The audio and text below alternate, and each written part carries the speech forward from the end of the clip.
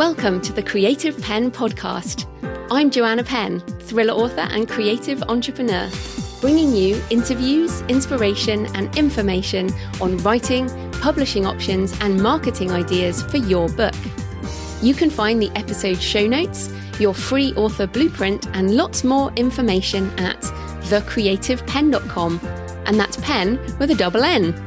And here's the show. Hello creatives, I'm Joanna Penn, and this is episode number 660 of the podcast, and it is Thursday the 8th of December 2022 as I record this.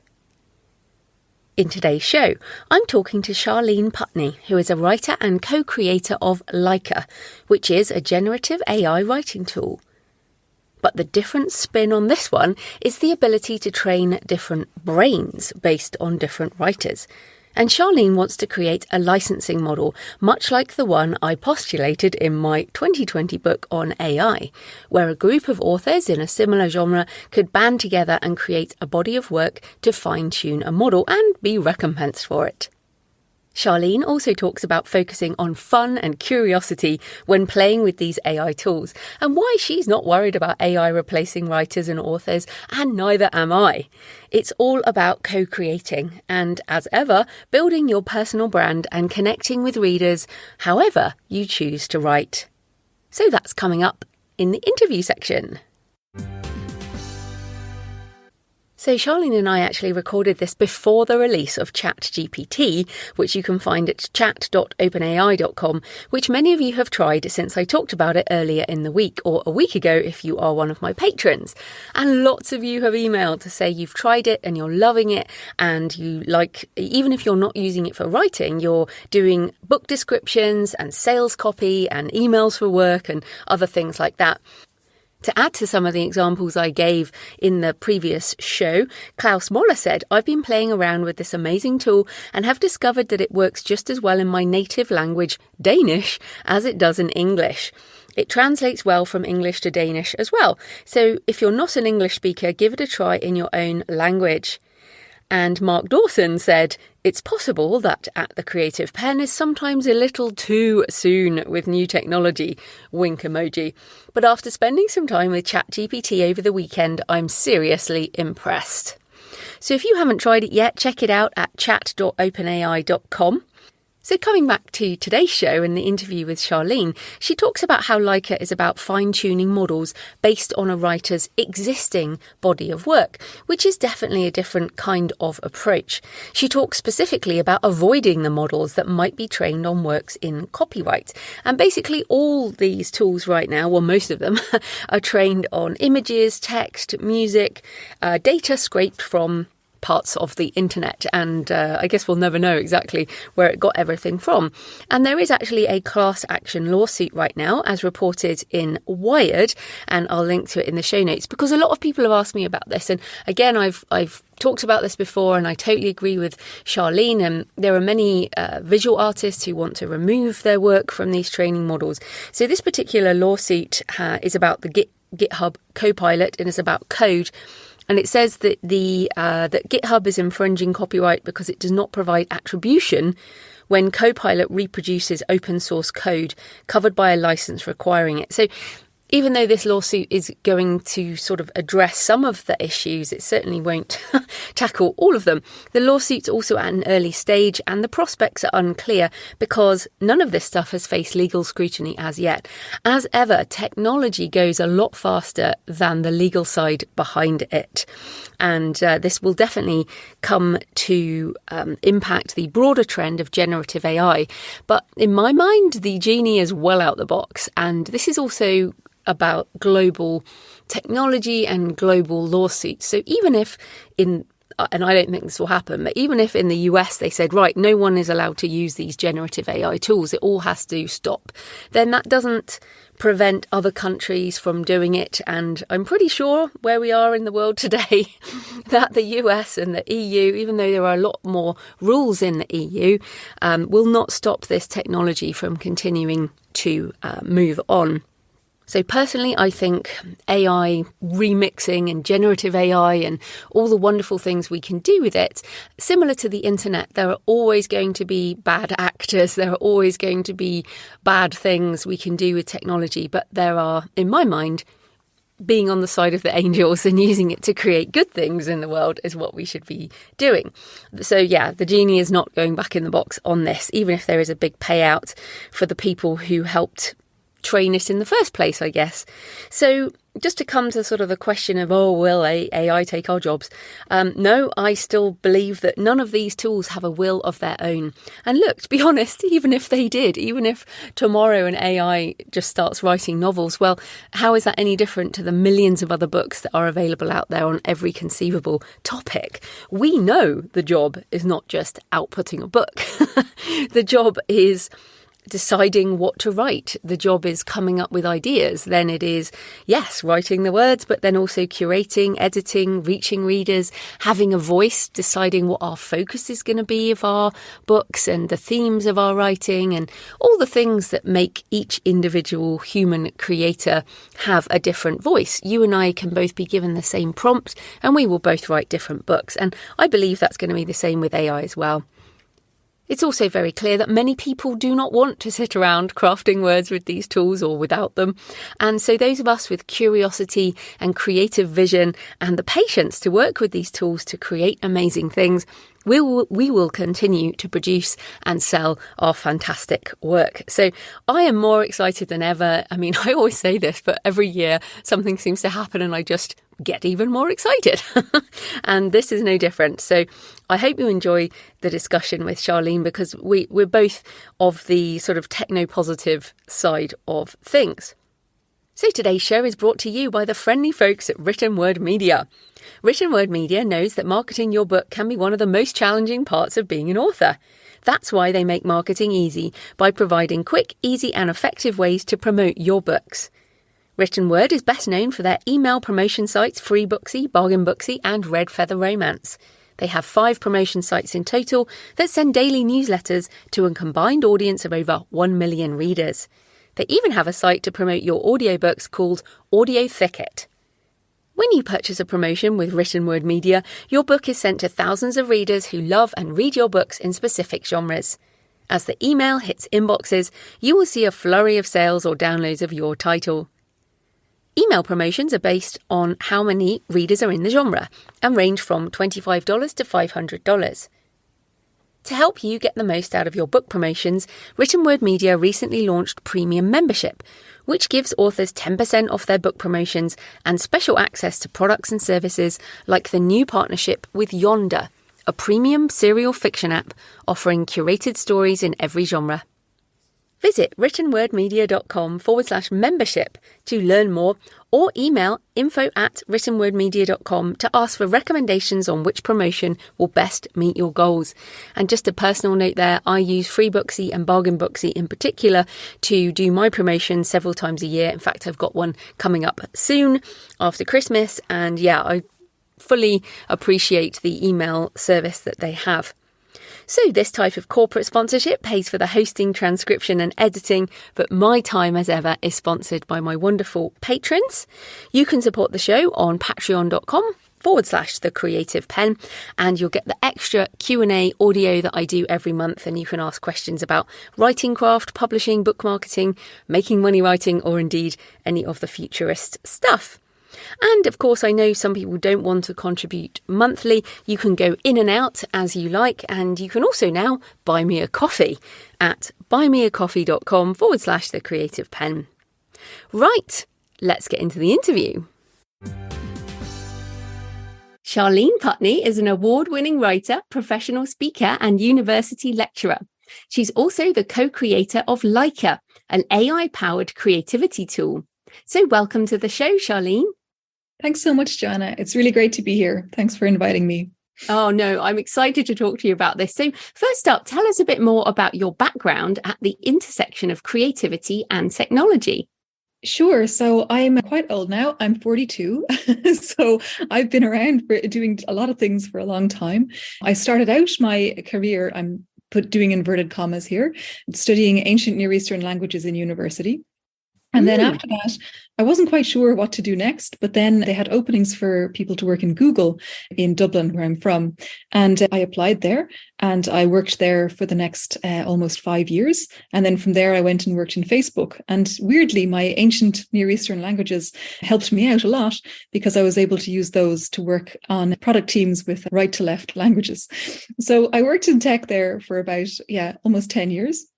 And then I really wanted to do something a bit more creative with my time. And I had been doing a lot of experimental writing classes, and I was writing a little sci-fi novel myself. And so I basically left Facebook to just devote myself for a few months to writing. And after those few months had gone, and I realized that I still needed to earn money and pay the rent, I started trying to figure out how I could actually use my writing to do that. And that's how I got into writing for video games. So after a few small kind of projects in and around Dublin, I ended up working for Larian Studios on much bigger games, big role-playing games like Divinity Original Sin 2 and Baldur's Gate 3. And from there, I started speaking at different games events all around the world. And one of them was here in Copenhagen, where I live now. And there I met Martin Piekelmeier, who's my partner on LAIKA and my partner in life. And together we've basically been just making wild experiments with writing ever since. So yeah, that's where I am. That's awesome. And just to say, I'm older than you, so I'm 47. Oh, nice. I never meet people older than me. It's great. But also, my degree is in theology. And so I did ancient Greek and studied Israel before the exile and sort of so ancient Near Eastern stuff. And I started out doing Arabic. So I kind of feel like we have quite a lot in common in our background is not computer science, right? And I think this is so important. Well, let me then ask you that question. So how does you've got an arts background. How does your arts background help you in this technological world full of people who do computer science? That's a really good question. So in my undergrad, I also did philosophy. And I think that part of what has helped me a lot, like in all of the tech world and also in the games industry, and now also coming into the AI industry where I've been for the last year or so, is this feeling of it's okay to stop and slow down and think about things before rushing into solutions. I've kind of always been the person in the room who's going, okay, wait a minute, let's just think about this other part first before we implement something. And I'm sure you can see like now, especially like with the ongoing downfall of Twitter that we're all witnessing every day, that is something that is not super common in the tech world. So I feel like that's one of the things that arts has helped me to bring into my career. Yes, well, we're recording this in the middle of November 2022. So by the time people listen to this, we don't know what might have happened to Twitter. But yeah, it's interesting. Well, just staying on the creativity side. So I feel pretty enmeshed in the AI space as well. And I often feel like there aren't enough. When I say creative, I mean, obviously coding is very creative. So there are lots of coding creative people in the room, but there aren't so many, let's say, artists. So you mentioned writing a science fiction novel, and I feel like there's the visual art at the moment is obviously really interesting with AI, but this sense of, are we missing artists and arts people in this tech space, and how can people get involved when they feel like it's just too techy? Yeah, I think that's a really nice point, Joanna. So actually, like when we started making LAIKA, it was kind of coming from that place of my partner is a programmer, like he has a computer science degree. And so when we would make our experiments, like he would set up all these notebooks for me in Jupyter and Collaboratory, and he would write code programs for me to mess around with, and then I'd be able to work with them because I don't have a coding background. But what we really wanted to do was like make this accessible to normal people who don't want to fiddle around with knobs and buttons and find their way through that. And that's one of the things I've really found very strange about like so much of the tools out there is that like even, for example, Midjourney, which is my favorite of the image generation tools, and I use it all the time for like illustrating my yoga workshops, illustrating pieces from LAIKA, is that like it's in this Discord server, and you also need to understand how to make the prompts, and all of the things about it just require so much personal investigation and knowledge about how to do things. Like even just being on the Discord server, I tried to get my dad interested because he's really into lots of different types of tech, and then the Discord thing, he just couldn't get into the Discord part. So there is that, I think there is just a barrier. There's a barrier of entry to regular people like me still at the moment, even with these excellent tools. So yeah, I hope that becomes more And I'm sure it will, because every tool, when it comes out first, it's always the early adopters need to jump through a few hoops, and then people make it more accessible for the next ones who come along. Yeah, I totally agree with you. And I mean, what's so funny is I had gone on to Discord for various blockchain things, and I just hated it. And I was like, I'm not even going to use Discord. I'm just not going to go there. And then Midjourney, I was like, I need to have a look at Midjourney. And now I'm in it every single day. Yeah. I'm like, I will get over this problem with myself and Discord in order to use the tool. But I mean, it is a really interesting time. But let's talk about LAIKA. Can you explain what is LAIKA and why did you decide to create it? Sure. So it's basically an AI-powered creativity tool for writers. It's specifically for like serious writers, we would say. So like professional writers, really serious hobbyist writers, people who have a chunk of writing already behind them, basically, like who already have their own voice and their own way of writing. And the way it came about was actually over the pandemic, myself and my partner would be sitting around the table together, like, because we'd both be at home from work, working from home. And so we had a lot more time together to talk about our experiments and think about what we wanted to do next. And we made tons of experiments using GPT-2, using Google Collaboratory. And then we started thinking, wouldn't it be so nice to show other writers how to do this? So we started setting up these events online, like over Zoom, where we would show people specific, like over a kind of a 2.5 to 3 hour session, very, very step by step, how to upload their texts, how to like train an artificial intelligence on their own writing, how to use these notebooks, and then how to decipher the results and pull them into something else. And so we got a great result from those, and people, like, you could just see the magic in their eyes, the sparkle. But it was still spending 3 hours on a Wednesday evening trying to learn this stuff and then trying to hold the way that the code notebook works in your brain before you try and work on it again. And so basically we were just like, well, maybe we could make this very, very accessible. Like maybe we can take this and put it into a very friendly, intuitive and accessible format. And so that's what we basically did. And so when you come to work with LAIKA now, you can train a brain, which is basically like fine-tuning an artificial intelligence using your own writing. So as I said, it's for writers who have a body of work. So you can basically come in, give us like somewhere over 10,000 words of your own writing. We'll fine-tune your own personal GPT-2 model on that. We host our own GPT-2 on our own server, and then that'll always be there for you, and it will basically bounce back suggestions and ideas and thoughts to you in your own voice using your own concepts. So that's what the idea is. That's where we've been going with it so far. It's so interesting. Obviously, I've tried loads of these different tools, and in fact, I did work with someone to train a GPT-2 model on my writing before I discovered yours. So I think this is a really interesting thing. But what I actually found by doing that is that I was kind of bored by my own brain. So, and what I've did, like you mentioned, this is an AI powered creativity tool. And what I have kind of come to is that I initially thought I wanted more of my writing, but actually I love the sort of creative co-pilot or almost the sort of madness that having a GPT-3 or whatever brings, because it's the fact that it's not my mind that is more interesting than being my mind. So talk about the different brains in LAIKA you can use other than your own work. Sure. So yeah, that's also a really nice point, because indeed, sometimes our own voice is not as inspiring as that of others. At the moment, we've uploaded a bunch of different brains into LAIKA, which are all based on works that I've taken from Project Gutenberg. So they're all in the public domain. So we have, like, for example, Bram Stoker's Dracula, Mary Shelley's Frankenstein. We have Kafka, Dostoevsky, Jane Austen, and you can basically use all of these. But our best one is Marcus Aurelius by far. He is just so good. No matter what you do with Marcus, he gives you a great answer. So I'm kind of obsessed with that. I will use my own brain, but then I will always find out what Marcus has to say about the same thing, and sometimes take that instead, because he's my favorite writing partner now. So yes, we found that, like, we do a lot of live events at the moment. So like we were just at the Royal Danish Academy the other night, and we were at the Adventure X conference in London last weekend. And when we're at these events, we basically do a live demo where we use lots of different brains to kind of create a story or create a thing. Or like for Adventure X, we made the 5 rules of writing with LAIKA, and which you can see on our Write with LAIKA Twitter account.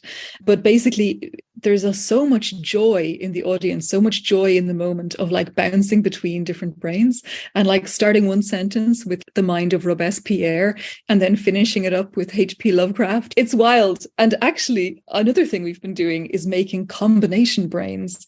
So myself and my partner are actually writing a little book at the moment together on a brain that we've made that's a combination of Jane Austen, H.P. Lovecraft, and a lot of really crappy free cryptocurrency ebooks. And we're making this like cosmic horror marriage plot about demons on the blockchain. And I think it's going to be great. That sounds awesome. I'm definitely interested in that. I always have demons in stuff I write. So there's a few things to come back on there. So you talked there about joy. We're both giggling away here. You've talked about magic and sparkle and wild. And these are all words that make this sound amazing. And having used many of these models, I spend a lot of time being amazed and finding it super brilliant. But most writers are just scared and rejecting this out of hand. And I've had I'm sure you have too, but quite a lot of sort of personal attacks and comments and emails that say, why are you talking about this? This is going to destroy writers and all of this. So what do you say to people who are scared about it? How should people approach these tools? So yeah, another great question, Joanna. And the funny thing is, I don't get much vitriol actually at the moment. Fingers crossed it doesn't start. Yeah, you might now coming on this show. But I suppose I find that if a writer spends any amount of time writing with artificial intelligence, it's very, very clear, very, very quickly how much the human soul and creativity and spark is needed to kind of corral the thoughts together and pull the pieces into a beautiful tapestry that the world will see as good writing. That without you, the writer, pulling something into it and taking it together, it isn't anything. And it never is. And I don't think it ever will be. I mean, maybe I'll be wrong. Maybe there'll be amazing AI poets in 50 or 100 years. But I feel like as soon as you start working with it, you start to see it's a paintbrush. It's a tool. It's like when we moved from writing with a pen to writing with a typewriter. It's like when we moved from writing with a typewriter to writing in Google Docs. And now here we have this thing to bounce off. So I suppose my experience is that, like, I used to work in a very big writer's room. There was 7 of us. We all worked in the same Google Docs. We wrote over each other. We added comments to each other. We struck out each other's lines and put in new ones. And it was just this constant like hive mind way of working.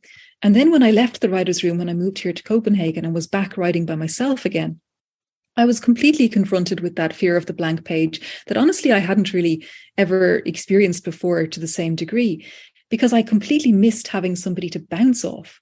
And for me, that's what AI writing tools are. All of them is like, they're not replacing me. They're not replacing anything. What they are just doing is giving me something to bounce off. So I can be like, oh, yes, more like this. Or, oh, no, I don't like that at all. But even that's giving me a new direction to go in. So it's kind of like all those tricks that the old experimental writers used to work with, like cut-up technique, like the dice man method, all those things that the surrealists used to try and like pull out stuff from the unconscious. That's what we're getting. Yeah, and it's almost like you prompt the AI with something and it returns something back, and then that prompts your mind to come up with something else, and then you come up with a new thing and then reprompt it, and it's this iterative process. But yeah, to me, the writer, the artist is the creative director. But let's get into how writers make a living right now. We make money from licensing copyright. That's how we make money. So there are two things to address here. First of all, the issue of creating these models in the first place. So obviously these tools have been trained. I mean, you said you trained LAIKA on out of copyright works, but GPT-2 itself and GPT-3 and Midjourney and all these have been trained on works available on the internet. And I just don't think we can say they are all out of copyright. I just can't see it for text as well as images. So how do we address the issue of the training data for models, given that the original creators are not being recompensed? Okay, yeah, that's a really juicy and spicy question. So I suppose another like part of that is that the bigger the models get, the more the content they're going to be taking from the world. So as far as we know, like when we are working with GPT-2, we only work with GPT-2 at the moment because we want to be able to host our own models ourselves so that we can give our users like their own brains and have it in their own space. But with GPT-2 is that it was like, trained on lots and lots of scraped internet data from around in 2017, and a load of old books, a thing called The Pile. And a lot of the content comes from things like Reddit posts, social media, anything that's out there and that's publicly available. And so when it's being recombined in that way, that like that content, like the content of GPT-2 itself doesn't really give you anything special. So if you try to write something with it, it's not perhaps like you can't maybe write something really amazing with it. There's nothing that you're going to create out of it that somebody will, I think, be able to say, oh, that's using my content, or that's doing something that was mine. Whereas when you fine tune the work, then it is like honing. So I like to think of it that like GPT-2 is basically the grammar. It's like, it knows where the words go. It knows how a sentence is constructed. It knows what the shape of a sentence or a phrase should be. And then we're like filtering that through a particular writer's voice. And like, we're very, very interested in following the law and not in any way interested in being any kind of a proto case for the new laws that are definitely going to be coming in the next few years around AI and copyright. So we are very strongly saying people should only use their own, like either your own content or content that you know to be in the public domain. And if anyone uploads content that is in copyright, I will take it down. So we have that. And like, from our perspective, the GPT-2 is open source and we're just using it as a base grammar. However, you are kind of inching me into one of my what's the opposite of a pet peeve? Favorite topic, favorite topic, which is this compensation for the writers, because one of the things we're really hoping to do in our next few months, like as we get ourselves off the ground, we've started doing this thing called shared brains. So you could basically, Joanna, take your brain and upload it and share it with other people for them to use. And what we want to do is allow this to be kind of a thing where like IP holders can license out their brains. So let's, for example, say my favorite one is my dad's favorite author is Robert Ludlum, who has been dead for many years and yet still keeps writing books with the aid of ghostwriters and additional writers.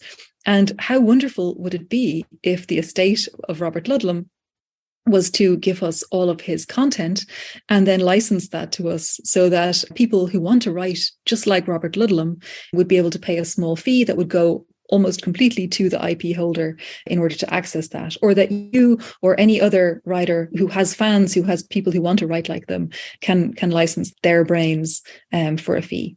I love that you say that, because 2 years ago, I wrote a book on AI and how it will impact publishing and authors, and talked about this and basically said what I want is to collectively license blocks of IP. So if I said, for example, indie thriller authors, so indie authors control all of their rights. So this would be very hard with the publishing companies probably because they're quite resistant. But there's quite a lot of indie authors who would join together and create, like, let's say, an action adventure thriller brain that would have the work of quite a lot of my friends. And why I kind of put it with blockchain is the ability to do micropayments and split that. Now, obviously, it wouldn't need to be blockchain, but it was kind of thinking about how to do that without having to do other contracts and things like that. But what the idea there, the fact that we've both come up with this idea gives me more hope, because I just haven't seen a way to do that. But what you're talking about is exactly that thing. Essentially, it's data licensing, right? Yeah, exactly. And it like I say, it's something we actually hope to do in the next 3 months. And we just get into the next phase of our project, because we are currently in the process of turning ourselves into a commercial enterprise. But until last week, we were a research project as part of the IT University of Copenhagen, working with research funding. So we are now out loose in the world and able to start monetizing and working with actual commercialization. And this is one of our main avenues that we're really keen on. Well, yes, because the problem I found, even just with training my brain on LAIKA, is that I don't have enough words to give it enough breadth. So it's almost like even a writer like Stephen King or Robert Ludlum does not have the breadth of work or the number of words that would really give it a good spin in the direction of that. But a whole load of authors together would really make that possible. The other thing is also writing in different genres. So as JF Penn, for example, I write in action adventure, I write in crime, I have some horror, I have some other things. So it's almost like there are ways of splitting people's IP into these different models. Yeah. But yeah, I think that idea it's definitely got legs. Yeah, I think we should chat about this again in a month when we're more set up, and maybe we can for sure continue to get it rolling. Yeah, absolutely. But then being devil's advocate, I know I'm a techno optimist. You clearly are too, right? And so we're just thrilled about all this stuff. We're just giddy with excitement. But we both use Midjourney. And I'm sure you've tried Midjourney version 4, which they bought out in the last couple of weeks, in fact, the last week, I think, as we record this. Have you tried version 4? Yes, I have. Yeah.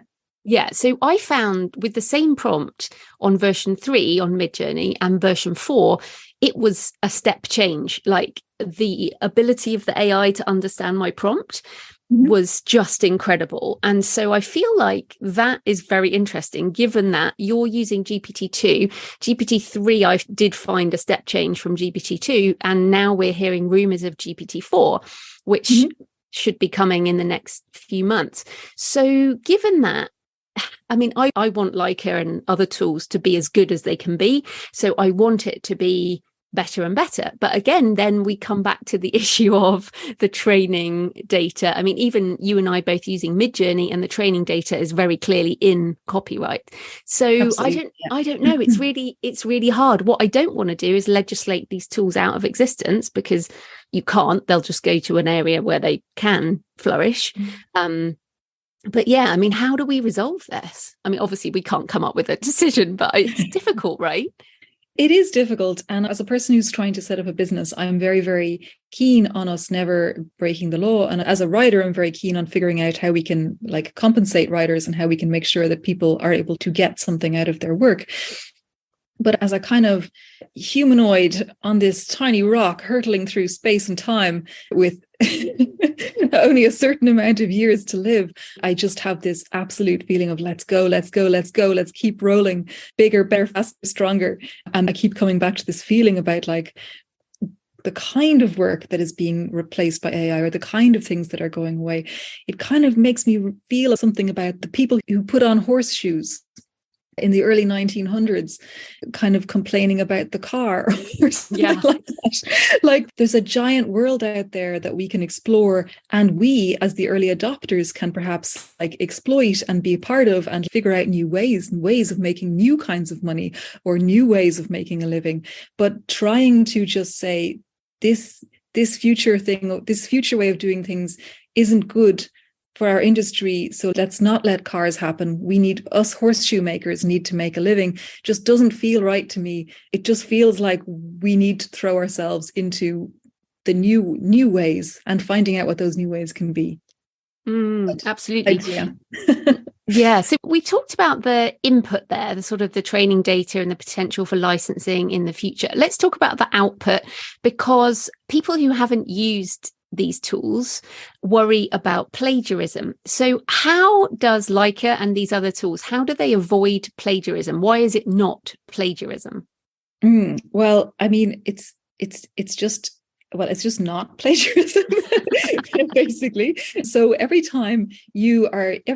I'll just talk about LAIKA, since that's the thing that I know. But every time you use LAIKA, you can put in a prompt. So for example, let's say we put in a prompt of "deep down, I always knew." Every single time you use that prompt with any brain, you're going to get a different result. Actually, 3 different results, because we give 3 different inferences each time. There is really no way, other than the kind of, how many monkeys on a typewriter it would take to come up with Shakespeare eventually. There isn't really going to be a situation where you and me come up with the same thing. And so there isn't really a way in which we can be plagiarizing either each other or anybody else, except perhaps for the plagiarism of the spirit of the dead who we use as our brains that we're working with. But even still, you're never going to get like a perfect sentence that's taken from something that already exists. Every time you use a prompt, you're shifting and shaping and moving the message into a new direction that it couldn't have been in without your human touch coming in and shaping it that way. At this point in time, like, so what we say with LAIKA is like, whatever you make with LAIKA, it belongs to you, because you, like, as we currently understand copyright law, you as the human being who is creating the imagination to put in the prompt are the only human being who can hold the copyright, and only human beings can hold copyright. So we don't expect or need anybody to even say that they used LAIKA when they use it. And that's not really part of what we're interested in. So you don't have to like credit LAIKA when you're working, because you are still the artist. Again, it comes back to that idea of being a brush, a paintbrush, like a tool that you can. Yeah, except it's a super smart paintbrush. A super smart paintbrush, yeah. Like every little filament of the paintbrush has its own paintbrush. Yeah, exactly. Go and on to infinity. It will get even more powerful. And this is what I find so interesting. And I love using these tools, and people listening will know about my enthusiasm too.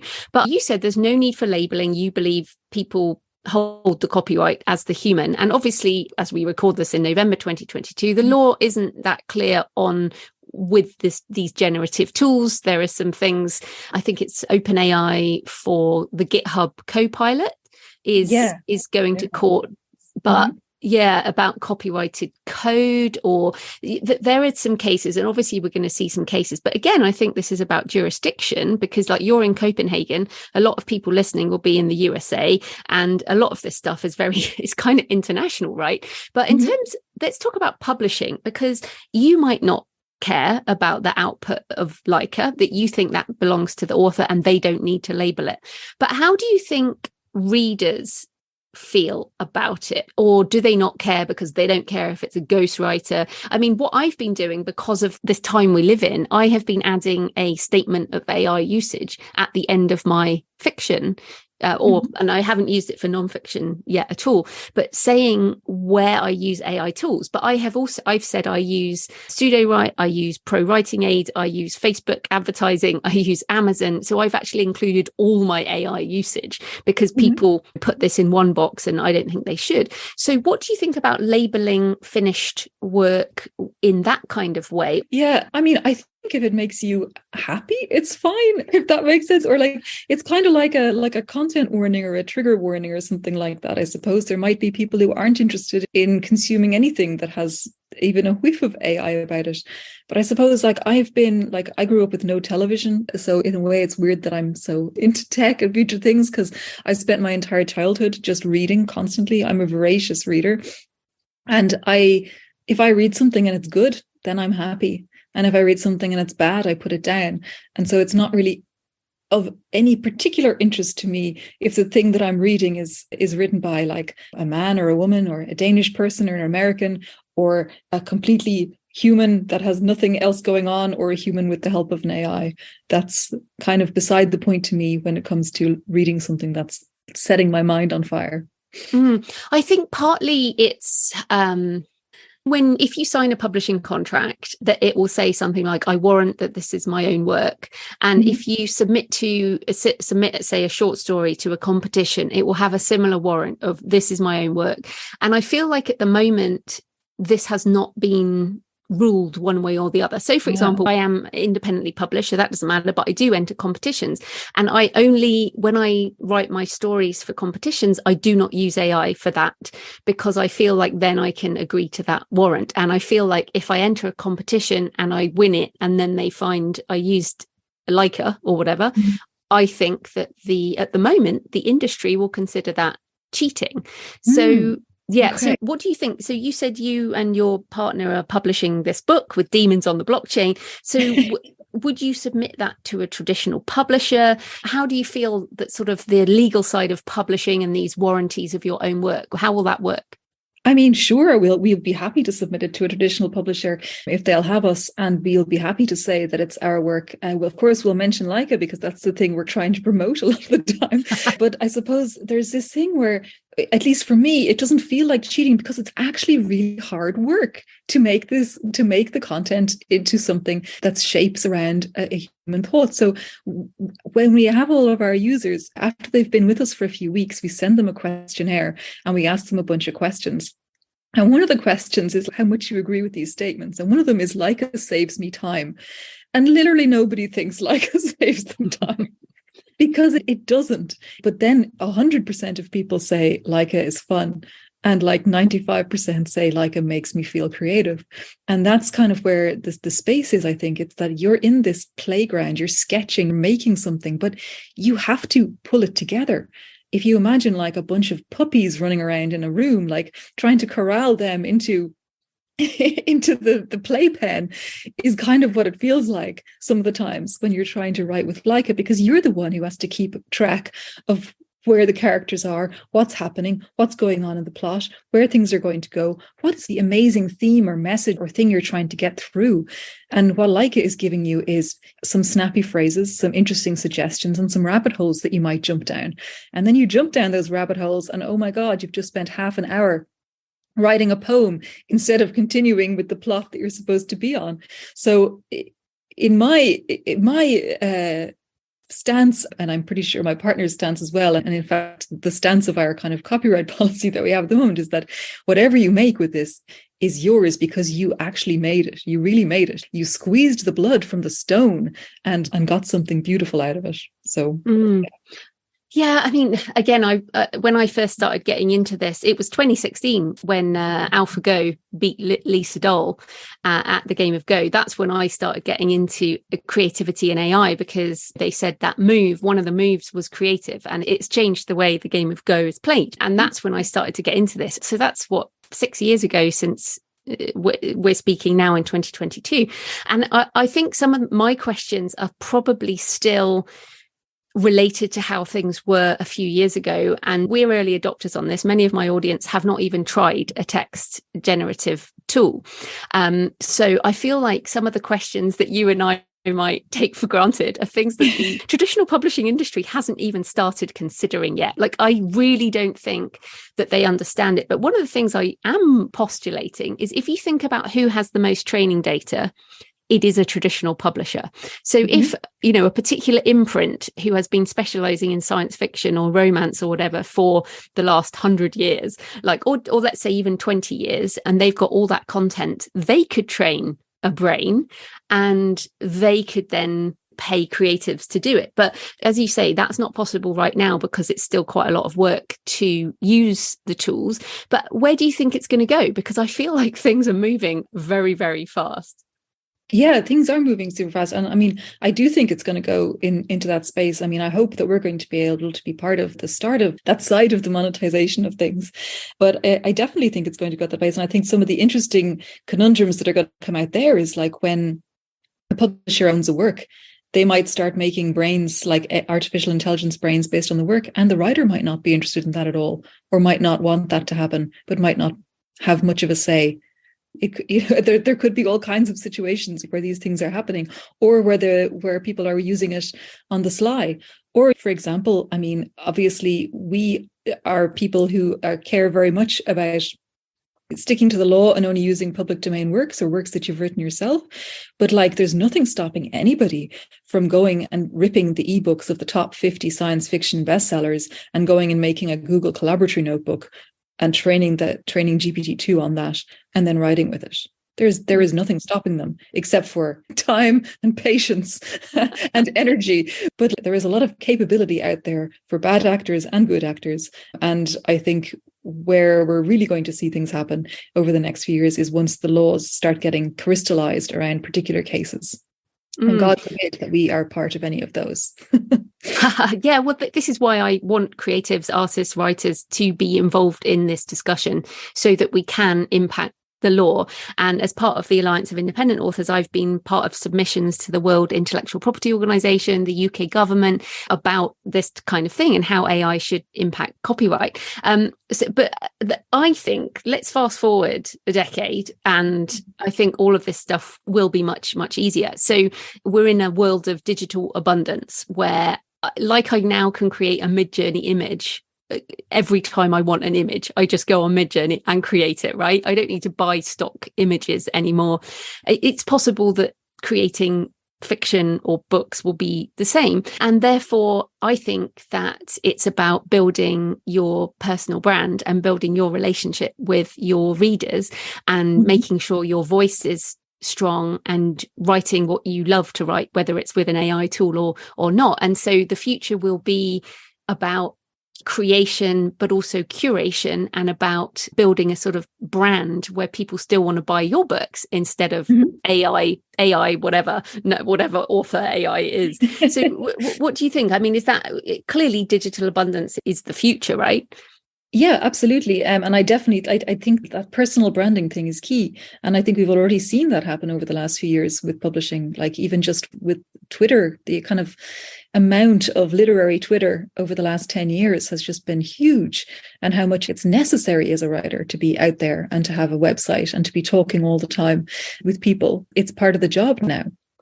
And I think it's just going to keep being how it is. I suppose I personally just don't really see, I suppose it's maybe the kind of writing that I like, or the kind of things that I enjoy. Like I really like very like experimental and very weird fiction. And I suppose that although it might seem like AI is best placed to make more of that and to make it the way I like it, I just don't really believe that it's going to feel like that, because all of the works that I really love feel like a conversation between me and the writer, like feel like they've touched something in me that's also in them, this resonance between souls.